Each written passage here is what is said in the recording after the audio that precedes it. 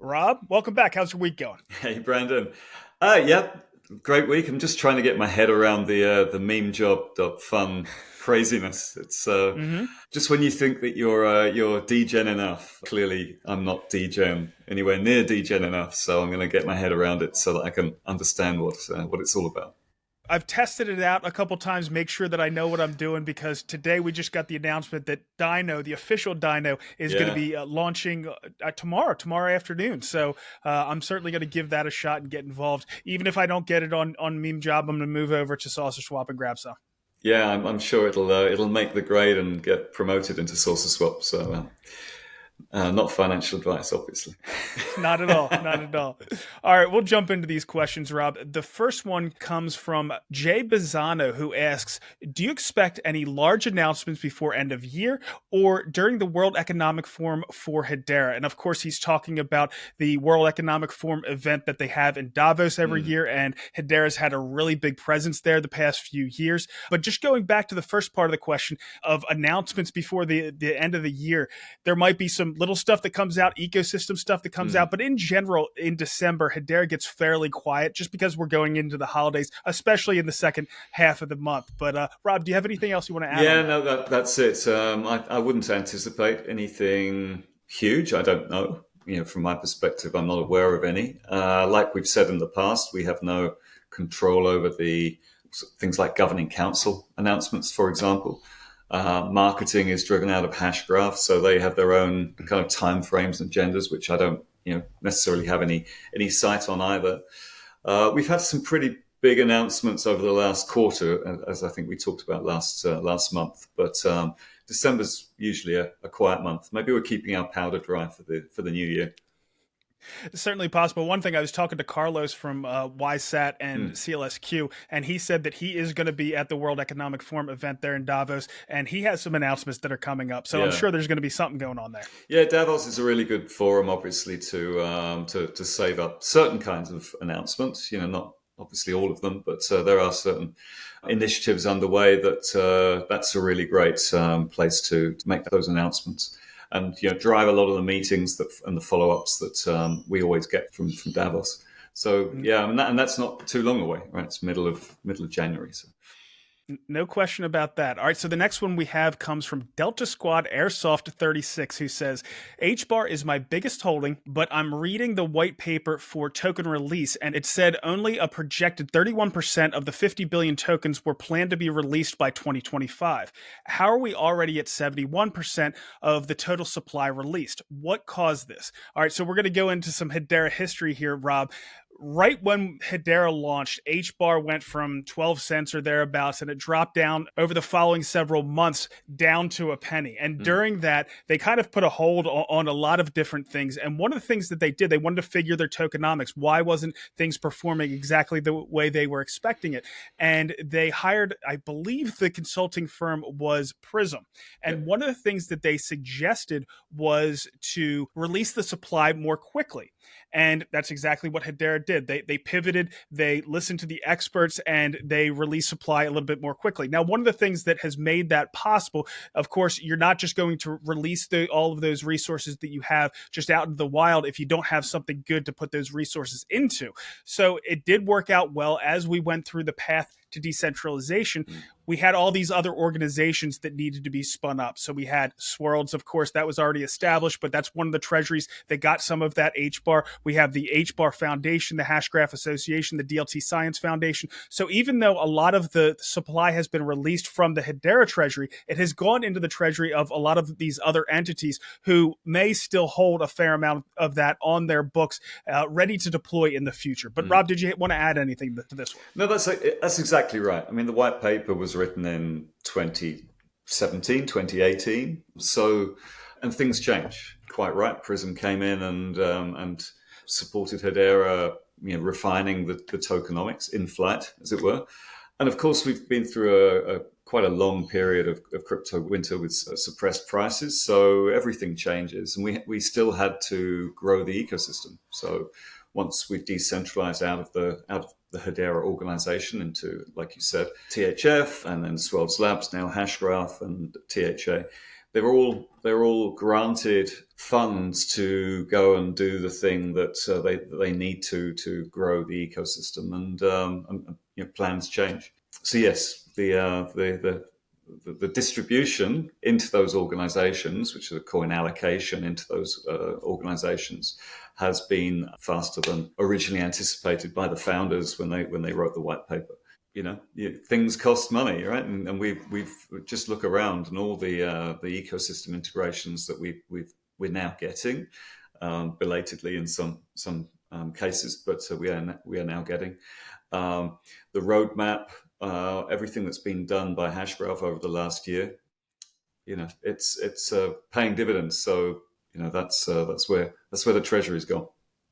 And like Delta Squad said there, those were projections, right? And as you mentioned, things have changed. And one of the other things that I wanted to mention is markets just in general, they don't like uncertainty. So even though it's just been the natural progression, it's probably a good thing to have that overhang lessened a lot. I think it's going to make it healthier for this upcoming potentially bull run, to eliminate some of that uncertainty that we had before. For sure. All right, so we're going to jump into the next one. It comes from Whispertown, who says, question, do big financial institutions need HBAR tokens to transfer billions of dollars? And if so, Hedera has a maximum supply. What happens when the tokens run out? Help a layperson understand how this works. This is a perfect one for you there, Rob. It is, but I think the question actually supports the case for this super low cost transactional network.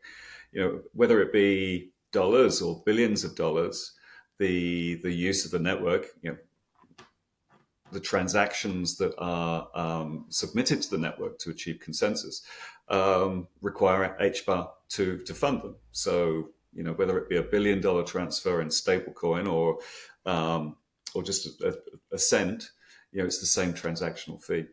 And yes, so big corporations who want to do those big transactions will have to acquire HBAR in order to pay the transactions, or find another way. And we're exploring ways that the utility can be accessed without some corporations holding HBAR. They kind of have a third-party provider to do that as well. So, there's many ways to do that, but ultimately, it's the HBAR is the fuel of the network, and needs to be used in order to access it. I will say that, we've talked about this rotational demand where the users, the people that are trying to use the different services on the network, are acquiring the HBAR. They use it to pay their fees. That goes back into the Hedera treasury, which then in turn is used to build out the ecosystem, to incentivize token holders, to incentivize nodes, and so forth. Now, yes, that can hold some of that supply off the network, but if you are holding some of that supply off, the price of the token may go up. And if the price of the token goes up, then it's less of an HBAR that's needed to actually pay for these services that they want to use. Absolutely. Yeah. And every business likes to be able to predict its operating costs over time. Uniquely, Hedera has the ability, because it's priced in fiat, to be able to do that. So it all comes down to treasury management and corporate treasury managers being able to buy and sell HBAR so that they can access the network services based on their predictions of usage. So I think we'll get very good at that. And I'm talking to the governing council, my governing council colleagues, regularly about how they might achieve that. Some very good solutions actually to do it.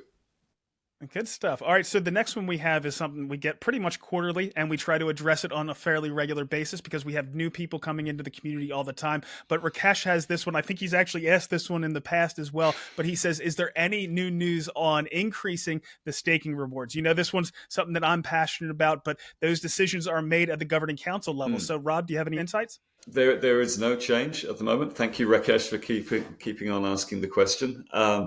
As we know, our Treasury Committee, CoinCom, is charged with continually reviewing staking levels, staking rewards, native staking rewards, that is. We shouldn't forget that we have other forms of staking on the network, a la Stader, etc.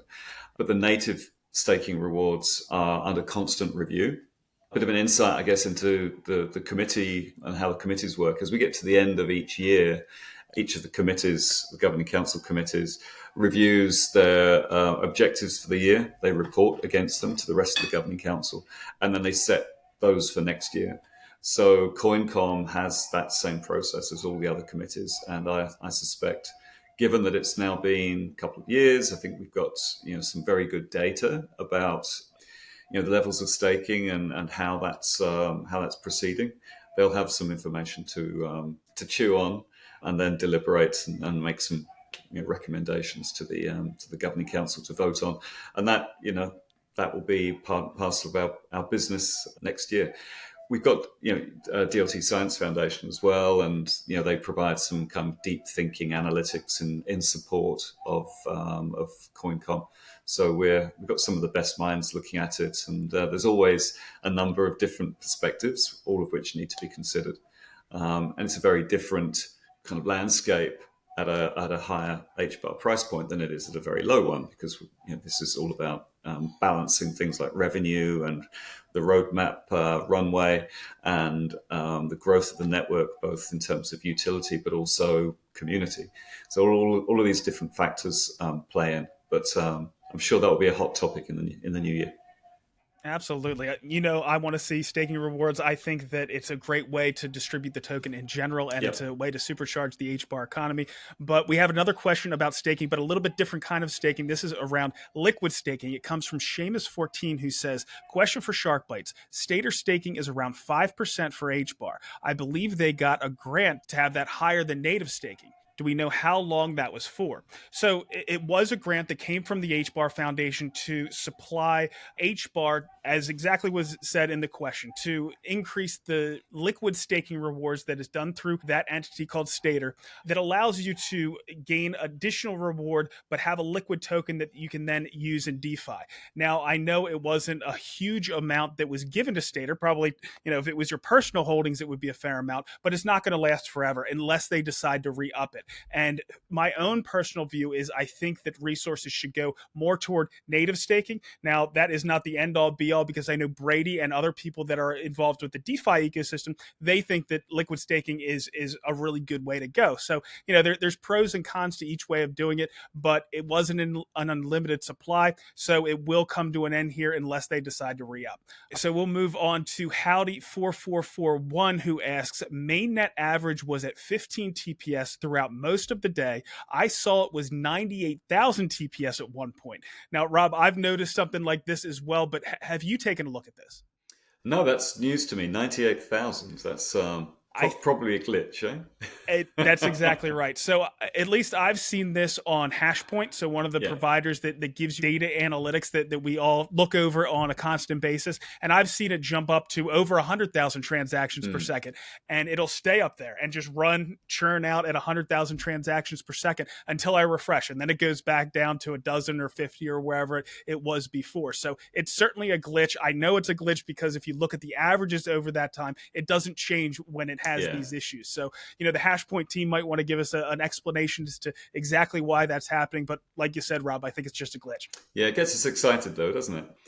I would be surprised if it was over 100,000, even in a spike. But anyway, Hashpoint's a great service, by the way. It's really, really good. So, full kudos to those guys for what they've delivered. It's my go-to dashboard now. And it's going to become more and more handy as time goes on. And they do really deep dives into the token economics, where the fees are going, what the staking is, and all that kind of stuff. So it's going to be interesting to watch. All right. So the next one we have here is from Greg, who says, question for both of you. Do you know if anyone's doing a similar show to Shark Bites in different languages? Are there representatives from Nomura, Shinhan Bank, LG, Deutsche Telekom, EDF, Zain, or Tata getting interviewed regularly and shared on social media? Rob, I'll let you take the second part of this one around the governing council members. What a great idea! I don't think there is, but I should definitely reach out to some of those governing council colleagues of mine to see whether they're up for an international Shark Bite episode or two. I'm learning Italian, so maybe at some point I'll be able to do an Italian one. We've got great communities across the world, of course. Korea is a real hotbed for South Korea. It's a hotbed for Hedera.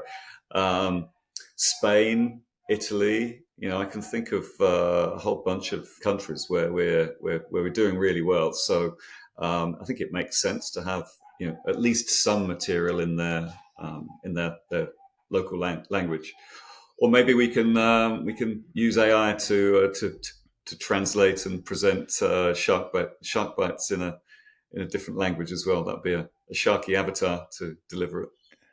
Rob, that's exactly what I was going to say. Now with AI, they'll even make your mouth seem like you're speaking that other language. And as I have said several times in the past, everybody's more than welcome to use all of our content. So if you want, Shark Bites and you want to translate it, or you want to use AI to translate it into something else and you want to post it someplace, that is absolutely fine. Let me know, get in touch, and we'll get you hooked up. Yeah. So Rob, I know there's been a fair amount of news over the past few weeks that have been coming out.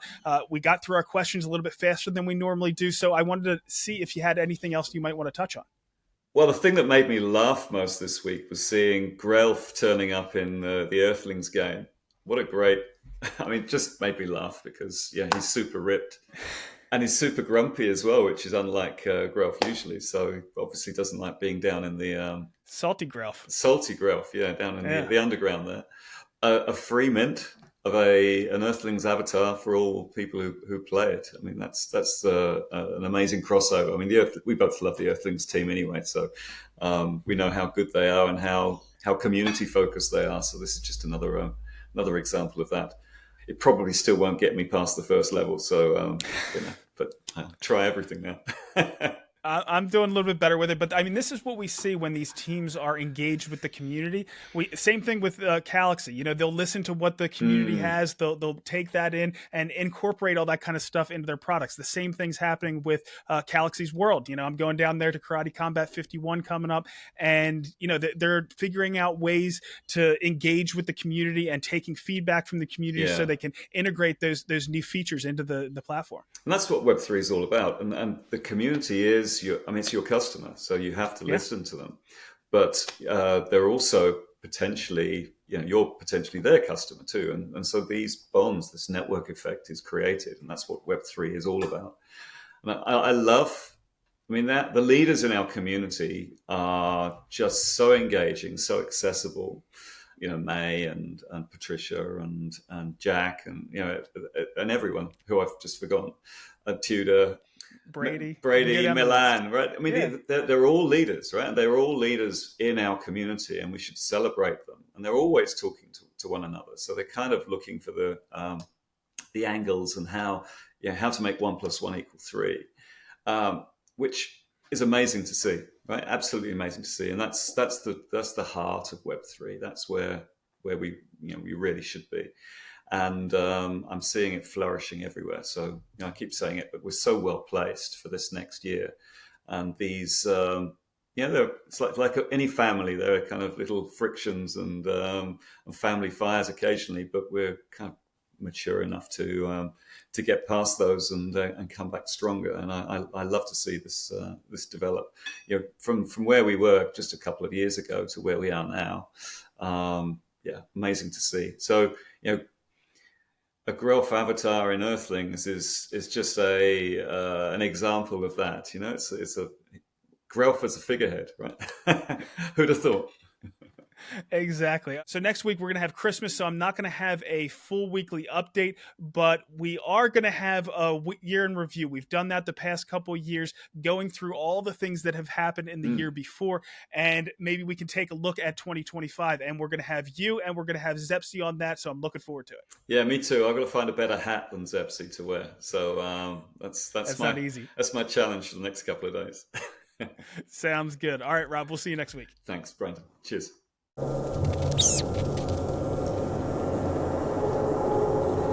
Stupid Earthlings. Oh, sorry, you're not popular enough to be featured in our game. Our game is for serious gamers only. You'd think they'd jump at the chance to have yet another mint. Whatever. I'll show them how we handle things in Stump Country.